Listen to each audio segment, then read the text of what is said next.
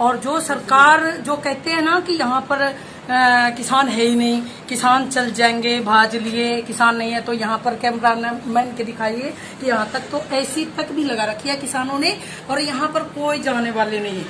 Corona से दो चीजें बड़ी उभर करके आई।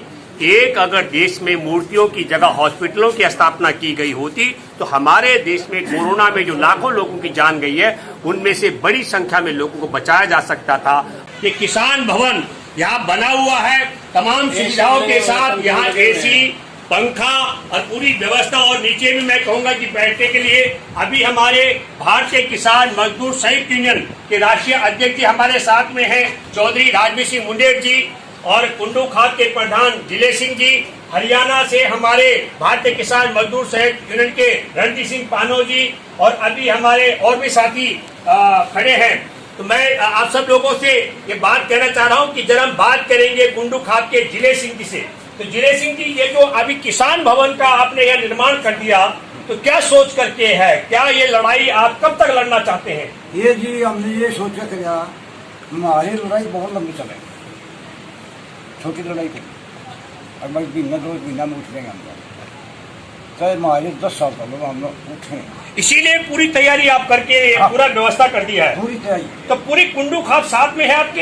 हाँ, पूरी खाप साथ में है। पूरी कुंडू खाप।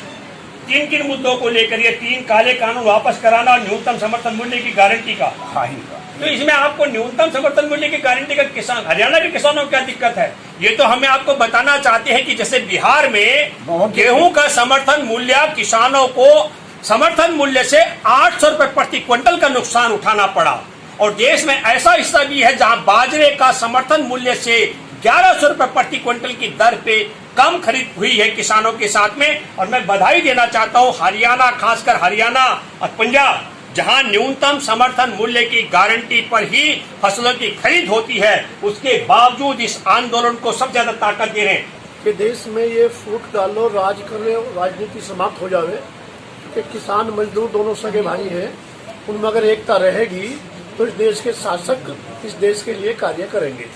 ऐसी सोच हमारे संगठन की है, और हम मजदूरों को यही साथ लेकर चल रहे हैं कि बिना मजदूर के साथ लिए इस देश की शासन व्यवस्था मजबूत नहीं हो सकती। इस देश का शासक राष्ट्र के लिए सरकार चलाना काम नहीं करेगी। किसी भी किसान को कोई परेशानी किसी भी तरह की, हमारी तरह से गुड़ शक्कर जो भी सीजन में दूध वगैरह होता है, लस्सी होती है, हम हर बॉर्डर चाहते हैं, और हर तरह से हम किसान के साथ में, मजदूर के साथ में उसको दिखा रहे हैं। मजदूर को भी साथ जोड़ के चल रहे हैं हम, किसान तो हमारे जुड़े हैं, मजदूर को भी जोड़ रहे हैं हम तीनों बॉर्डर पे। और जो सरकार जो कहते हैं ना कि यहाँ पर किसान है ही नहीं, किसान चल जाएंगे भाज लिए, किसान नहीं है, तो यहाँ पर कैमरा मैन के दिखाइए कि यहाँ तक तो ऐसी तक भी लगा रखी है किसानों ने, और यहाँ पर कोई जाने वाले नहीं। किसान अभी जो कह रहे थे कि यहाँ पर सरकार हार के और हार मान के किसान चले जाएंगे, भाज लेंगे, वो तो किसान यहाँ पर जाने वाले हैं नहीं। ये तो या तो जीतेंगे जी, पक्का किसान घर बन गया। घर देख लो जी, घर देख लो, हाँ जी, घर देखो, जो किसान तो हार मानेंगे नहीं किस हाल में भी, ठीक।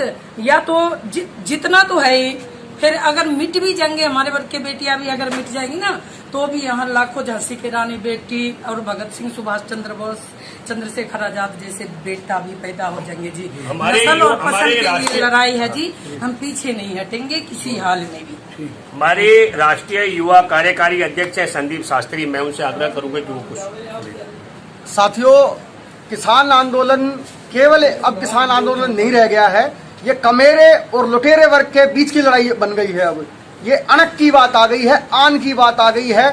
जो इस धरती का सीना चीर करके जो अन्न उपजाते हैं वो लोग, और वो दूसरा तबका जो उस अन्न को लूटता है, उसके संपदाओं को लूटता है, ये उसके बीच की लड़ाई बन गई है। कोरोना से दो चीजें बड़ी उभर करके आई। एक, अगर देश में मूर्तियों की जगह हॉस्पिटलों की स्थापना की गई होती तो हमारे देश में कोरोना में जो लाखों लोगों की जान गई है उनमें से बड़ी संख्या में लोगों को बचाया जा सकता था। और दूसरी महत्वपूर्ण ये कि जब व्यापार पर, उद्योगों पर, बैंकों पर, रेल पर, जहाज पर, बसों पर सरकार भी ताले में बंद थी, अदालतों पर ताले लगे हुए थे, तब देश को जिंदा रखने का काम एकमात्र भूमिका अगर किसी की रही तो हमारे देश के किसान और खेतीहर मजदूर की रही है। तो देश में खेत खलियान रहेगा तो इंसान का खाना और व्यवस्था पूरी रहेगी। और मैं दूसरी बात कहना चाहता हूं कि देश में हॉस्पिटल खड़े होंगे तो इंसानों का जिंदा रहना सरल है, उनका बच पाना सरल होगा, और खेत खलियान बचा रहेगा तो लोगों का जीवन चलता रहेगा।